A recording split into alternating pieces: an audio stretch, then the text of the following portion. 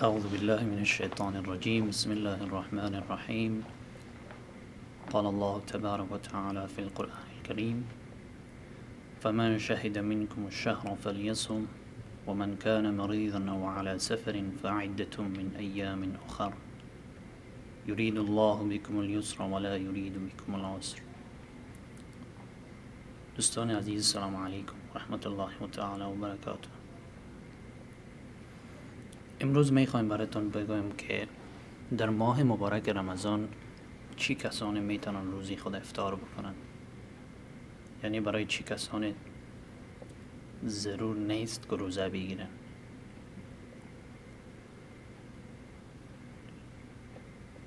در قدم اول الله جل جلاله روزه را فرض گردانید برای بالای کسانی که ایمان آوردن به الله جل جلاله، و در آیات‌های بعدی الله جل جلاله مختص میکنه گروهی را که اونها در خانه و کاشانهشون نیستن، البته یا در مسافرت هستن، و یا ای که در خانه و جایشان هستن مریض هستن. در ماه مبارک رمضان در قدم اول برای کسی جواز داره که روزه خود افطار بکنه که اونها شیخ فانی باشه. شیخ فانی البته به کسی گفته میشه که سنش از 75 به بالا و یا 80 باشه، الان که چی مرد باشه و یا چی زن باشه، یعنی توانایی روزه گرفتن را نداشته باشه، و یا ای که کدام مرض داره که هم بعد از رمضان و هم قبل از رمضان و هم بعد از رمضان تداوی اونها امکان نداره، یعنی همیشه مریض است. الله جل جلاله این انسان را معاف کرده، چون اسلام دین عدل و دین عدالت است، دین برابری هست. با او خاطر الله جل جلاله این انسان را معاف کرده، و در قدم بر مرحله بعدیش کسی که روزه را گرفته نمیتواند، الله جل جلاله برشان فدیه گذاشته. الذین یطیقونه فدیه طعام مسکین. کسی که روزه ماه مبارک رمضان را بنابر عذر شرعی و بنابر مصلحت دکتران افطار میکند، الله جل جلاله در بدل هر روزش باید فدیه بدهد. البته برای کسی که مریض است و یا شیخ فانی هست فدیه بدهد. و فدیهش چی هست؟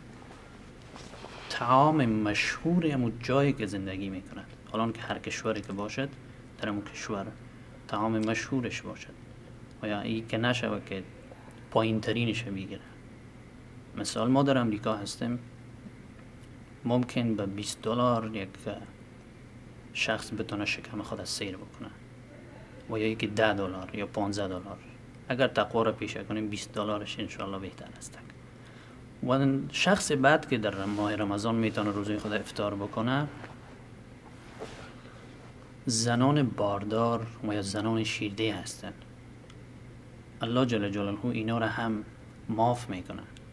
البته اینجا یک نکته هست که بنابر توصیه دکتر که دکتر مسلمان باشه، دکتری که پابند به عقاید دینی خود باشه، با اینا توصیه بکنه که شما میتونین روزیتون افطار بکنین. در کدام صورت؟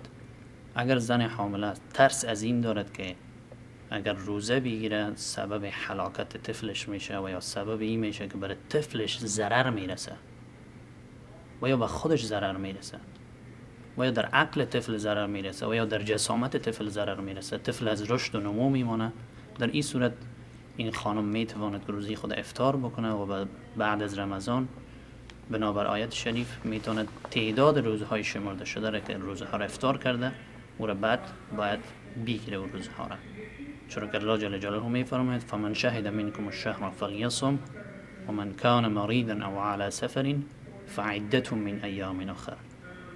کسی از شما که در خانه خود هستن روزه خود را بگیرن، و کسانی که در سفر هستن و یا ای که مریض هستن روزهای دیگری را بگیرد. و همچنان بر خانم شیرده، اگر ترس از این دارد که شیرش خشک می شود و نمیتواند طفل خود سیر بکنه، در این صورت علما اسلام و فقها جواز بر افطارش می دهد.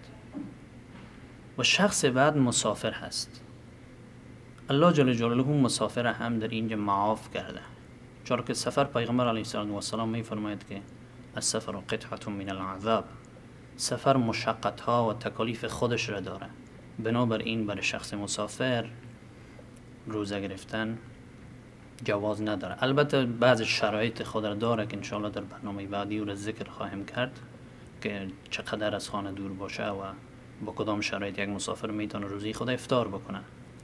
و دیگری که در قسمت روزه خواهرها، اگر مادر شیرده هست و یا خانم حامله است که روزی خود افطار میکند، علما و فقها و خصوصا شیخ الاسلام ابن تیمیه رحمه الله در مجموع الفتاویش میگه خانم روزی خود افطار میکنه،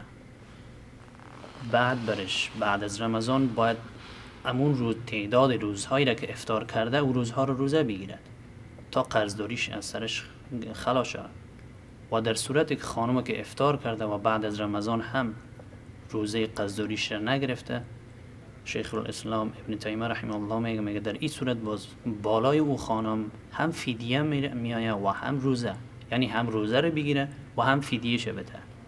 و یکی که اگر بعد از رمضان پیش از اینکه رمضان سال بعد برسه روزی خود مکمل بکنه، الان که 6 روز یا 7 روز یا 10 روز هر قدر که در ماه مبارک رمضان افطار کرده، او تعداد روزهای خود باید روزه بگیره.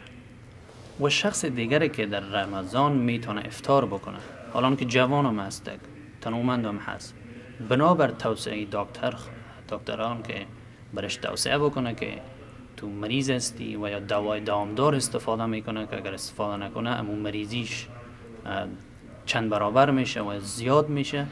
بنابراین دکتر اگر توصیه بکنه برش، دکتر مسلمان، دکتر دیندار، در این صورت میتونه این شخص روزه خود را افطار بکنه. السلام علیکم و رحمت الله.